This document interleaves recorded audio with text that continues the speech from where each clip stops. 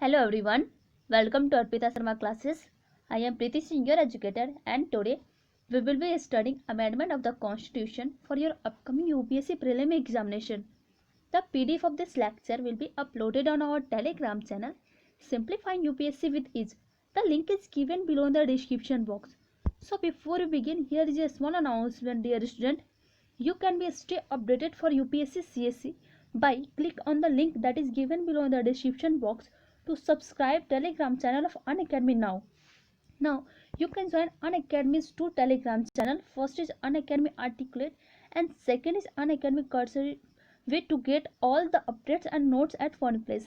Now question arises, what are the benefits for a UPSC CSC aspirants for joining Unacademy Telegram channel? First benefit is that they will be getting notified for free live classes, and also they will get PDF and study materials and daily YouTube session updates and notification, and also free test series updates and UPSC CSC special event updates.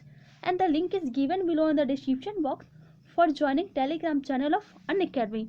Now moving towards our topic, that is amendment of the Constitution. Basically this is a very easy topic, but here this concept is very complicated and there are a lot of things that you should know, that what is a special majority, what it is simple majority, and also you will be getting idea that which part of the constitution will be amended by which procedure. Now move towards our topic, that is in which part of the constitution our amendment of the constitution is incorporated. अगर हम बात करते हैं amendment के बारे में constitution के, तो हमें पता है कि ये बहुत ही इंपॉर्टेंट हमारे कॉन्स्टिट्यूशन का ये पार्ट है. वाई? बिकॉज जो भी अमेंडमेंट्स, जो भी चेंजेज होते हैं, जो भी चीज़ें हटाई जाती है, वो इसमें जो लिस्ट दी हुई है उनके बेसिस पे हटाई जाती है कि ये सारी चीज़ें हम चेंज कर सकते हैं. बट वहाँ पे एक ऐसा है जो है बेसिक स्ट्रक्चर. बेसिक स्ट्रक्चर के अलावा हम कोई भी पार्ट है उसको अमेंड कर सकते हैं. इसके बारे में हम लोग देखते हैं. तो सबसे पहले देखते हैं कि किस पार्ट में हमारा बेसिक स्ट्रक्चर, हमारा जो अमेंडमेंट ऑफ द कॉन्स्टिट्यूशन वो इनकॉर्पोरेटेड है. तो बेसिकली जो पार्ट 20 है हमारे कॉन्स्टिट्यूशन का, वो पावर देता है पार्लियामेंट को कि वो अमेंडमेंट के कॉन्स्टिट्यूशन को अमेंड करे और उसमें जो प्रोसीड्यूर है उसको वो करे. ये जो पार्ट 20 है, दैट इज आर्टिकल 360, ये डील करता है अमेंडमेंट के बारे में.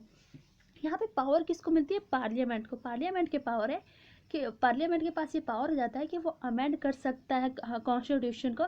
But important thing is that parliament can't be amend the basic structure of the constitution. Means जो बेसिक स्ट्रक्चर है हमारे कॉन्स्टिट्यूशन का, जिसमें कुछ लिस्ट दी हुई है, जैसे फंडामेंटल राइट्स में भी कुछ लिस्ट है जिसको अमेंड नहीं कर सकते हैं. क्यों? बेसिकली वो हमारे बेसिक स्ट्रक्चर का पार्ट है. जैसे कल हम लोग जब पढ़ रहे थे जुडिशियल रिव्यू के बारे में, तो हम लोग वहाँ देखे थे कि जो जुडिशियल रिव्यू है वो हमारे बेसिक स्ट्रक्चर का पार्ट है, तो वो अमेंड नहीं कर सकते हैं.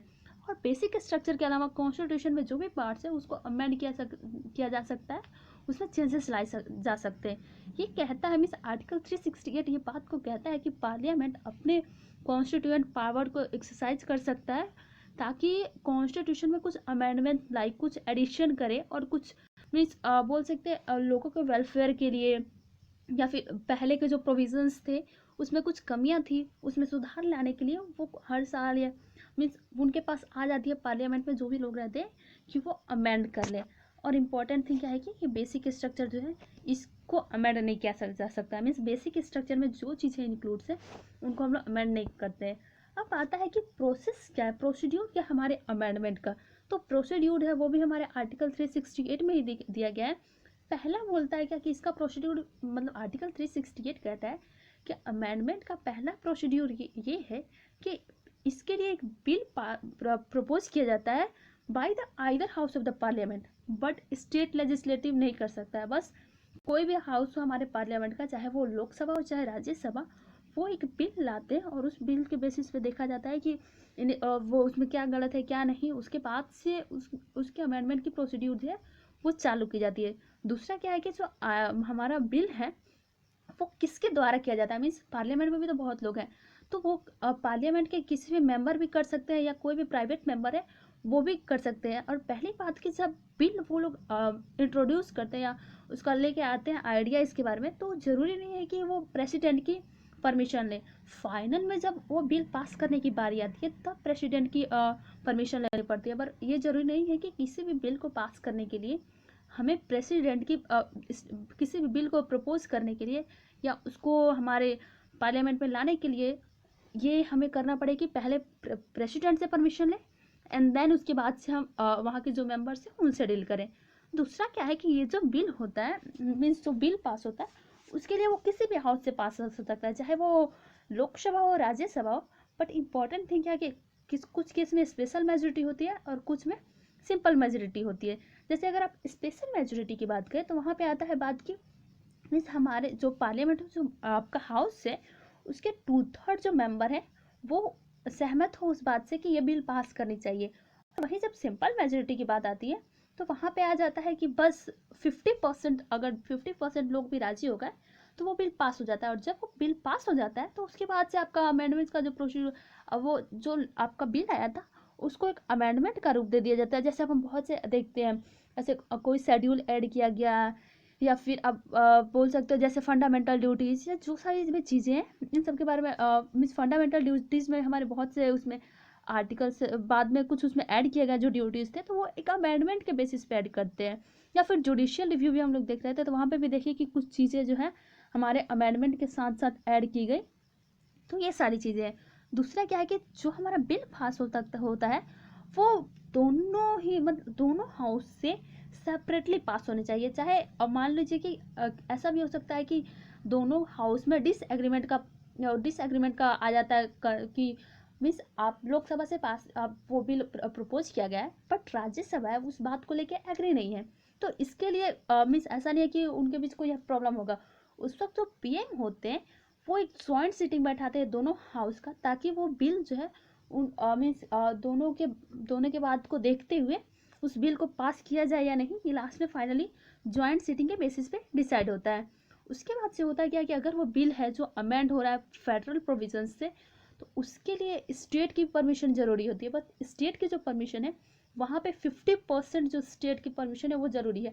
बाकी अगर 50% स्टेट मान गया कि चलो इस मान लीजिए आपके एक पूरे मतलब आपके पूरे कंट्री में सिर्फ 28 स्टेट्स हैं तो 28 मीन्स 14 स्टेट्स अगर राजी हो गए सिंपल मेजोरिटी से अपने वहाँ के जो लेजिस्लेचर है कि हम लोग इस बात के लिए तैयार हैं तो बाकी जो स्टेट है उनके परमिशन ज़रूरी है कि नहीं वो भी हमें परमिशन दें। बस हमें 50% बिल की ज़रूरत पड़ती है। वो किस केस में जब फेडरल प्रोविजंस की बारी आ जाती है। तो ये हम लोग तीसरा जो टाइप्स है अमेंडमेंट का वो भी देखेंगे और ये जो हमारे स्टेट से रिलेटेड है कि स्टेट की परमिशन ज़रूरी होता है। उसके बाद से होता क्या है कि जब आपका एक बिल है जो पास हो जाता है दोनों हाउस से पार्लियामेंट से या फिर अगर स्टेट लेजिस्लेचर वाला है वहाँ पे भी तो फाइनली वो प्रेसिडेंट के असेंट के लिए जाता है। जब प्रेसिडेंट के असेंट के लिए जाता है तो प्रेसिडेंट ऐसा कर सकते हैं कि वो जो बिल आया है उसको वो देखते हैं अगर उन्हें कुछ उसमें कमियां लगती है तो उसको रिटर्न कर देते हैं या फिर रिकन्सिडरेशन के लिए भेज देते हैं। अगर प्रेसिडेंट की जो हमारी एसेंट है वो तैयार हो जाते हैं कि चलो ये बिल जो है ये सही है और उनको कोई प्रॉब्लम नहीं होता है तो वो बिल जो है बाद में एक एक्ट बन जाता है and that act is known as constitutional amendment.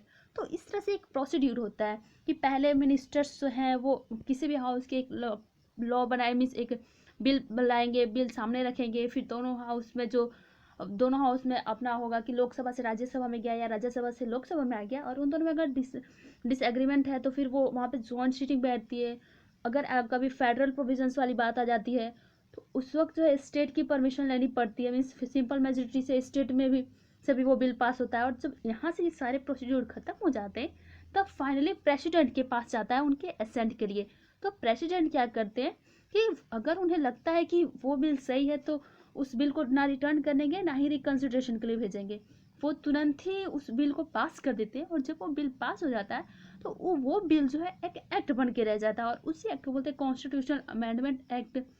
जैसे अभी देखें तो 42 अमेंडमेंट 44 ये सारी जो अमेंडमेंट्स होती है इसमें ये सारी प्रोसीड्यूर होती है। अब हम लोग देखते हैं कि कितने टाइप्स के होते हैं हमारे कॉन्स्टिट्यूशनल अमेंडमेंट। अगर हम लोग अमेंडमेंट्स की बात करें तो ये 3 टाइप्स में है। पहला जो है वो है amendment by the simple majority of the parliament. इसके अंदर जो है बहुत से आर्टिकल्स और बहुत से प्रोविजंस हैं जो कि इसके अंदर ऐड है बस इसमें सिंपल मेजॉरिटी की ज़रूरत होती है पार्लियामेंट की।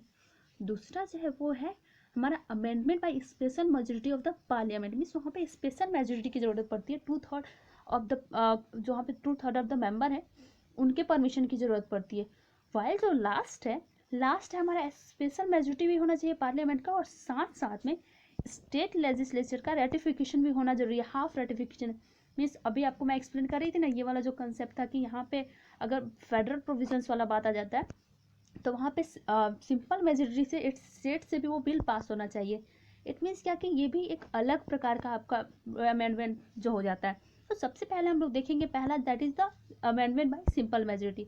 अगर हम लोग सिंपल मेजोरिटी की बात करें तो यहाँ पे होता क्या है कि ये मीन्स जितने भी प्रोविजंस है हमारे कॉन्स्टिट्यूशन के, तो वहाँ से सिंपल मेजोरिटी हमारे हाउस की, चाहे वो मीन्स हमारा पार्लियामेंट के लोकसभा हो या राज्यसभा हो, दोनों से सिंपल मेजोरिटी से वो बिल पास होना चाहिए। Means 50%, more than 50%। इसके अंदर हम लोग प्रोविजंस देखते हैं तो बहुत से प्रोविजंस है, यहाँ पे मैं इतने फोर्स दी हूँ, बट अलग अलग प्रोविजंस है। जैसे कि अगर न्यू स्टेट बनता है तो उसके इस्टेब्लिशमेंट के लिए या एडमिशन के लिए, या फिर कोई आपका नया स्टेट फॉर्म करना है, या एरिया बाउंड्री, ये सारी चीज़ें में, या किसी स्टेट जो एग्जिस्ट कर रहा है उसके नाम को चेंज करना है, तो ये भी इसी के अंदर आता है कि दोनों हाउस से सिंपल मेजोरिटी से वो बिल पास होना चाहिए। या फिर आपका स्टेट लेजिस्लेटिव काउंसिल है स्टेट में, उनके एबोलिशन और क्रिएशन के बारे में, सेकंड शेड्यूल, या फिर अलग अलग जैसे कि हमारा 5th शेड्यूल, 6th शेड्यूल, या फिर delimitation of the constituency, union territory, citizenship, ये सारे जो इंपॉर्टेंट टर्म्स हैं। और ये जो इसमें जो अमेंडमेंट्स होता है बेसिकली इसके लिए ये प्रोसीड्यूर लेते हैं, और ये टाइप से, that is simple majority of the both houses, means both houses of the parliament, दोनों हाउस जो पार्लियामेंट के उनसे सिंपल मेजोरिटी से बिल पास होना चाहिए। और जो दूसरा है वो है हमारा by special majority. Special majority में होता क्या है कि मीन्स पार्लियामेंट का जो हाउस है वहाँ से 2/3 जो मेंबर है उस हाउस के, दोनों हाउस के, उन जो प्रेजेंट है और जो वोटिंग है उनके एसेंट से, उनके वो जो राजी हो जाते हैं, तो उसके बाद से ये बिल जो है प्रेसिडेंट के पास जाता है। मीन्स वहाँ तो बस हमारा 50% था, 50% जो मेंबर थे, यहाँ पे हमें कितना चाहिए, 2/3 मेंबर चाहिए। मीन्स अगर आपके 100 मेंबर्स हैं तो वहाँ से आपके हो जाएंगे 75 चाहिए हमारे स्पेशल मेजोरिटी के लिए।